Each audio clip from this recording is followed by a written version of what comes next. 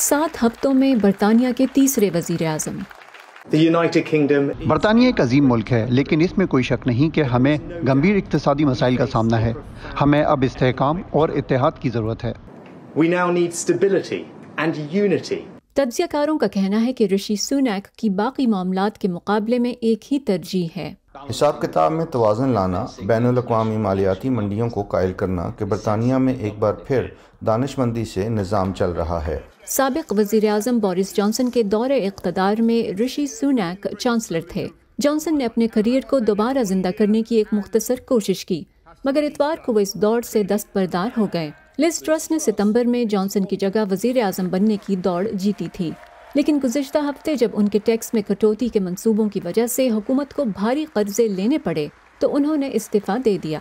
رشی سوناک، جو پچھلی مہم میں وزارت عظمیٰ کی دوڑ میں ٹرس سے ہار گئے تھے، پیر کے روز بلا مقابلہ اقتدار سنبھالنے کے لیے زیادہ تر کنزرویٹو قانون سازوں کی حمایت حاصل کرنے میں کامیاب ہوئے۔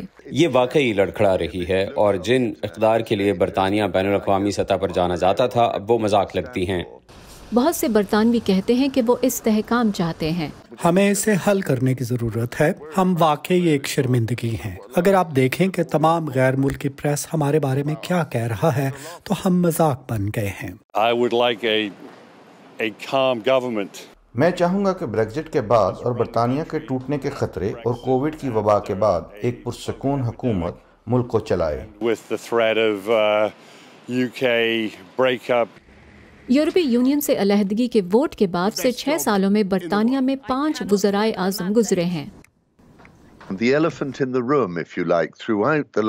پچھلے چند مہینوں میں سیاسی ہنگامہ آرائی کے دوران سب سے متنازع معاملہ ہمیشہ بریگزٹ ہی رہا ہے، اور اس پر ترا یہ کہ کووڈ اور یوکرین میں جنگ بڑی شہ سرخیاں بنی۔ یورپی یونین کو چھوڑنے سے برطانوی معیشت کو واقعی بہت نقصان پہنچا ہے۔ امریکہ کے بعد دوسرے نمبر پر صرف برطانیہ ہے جو یوکرین کی اس طرح سے عسکری مدد کر رہا ہے۔ کوینٹن پیل کے مطابق اسے جاری رکھنا برطانیہ کے عالمی امیج کو بحال کرنے کے لیے اہم ہے۔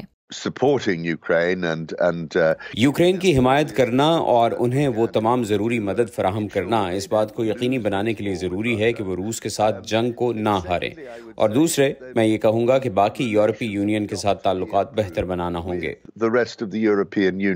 ایسے میں جب افراط زر 10% سے اوپر ہے اور معیشت کے کساد بازاری کی طرف جانے کی پیش گوئی ہے، رشی سوناک کا سیاسی ہنی مون ممکنہ طور پر مختصر ہوگا۔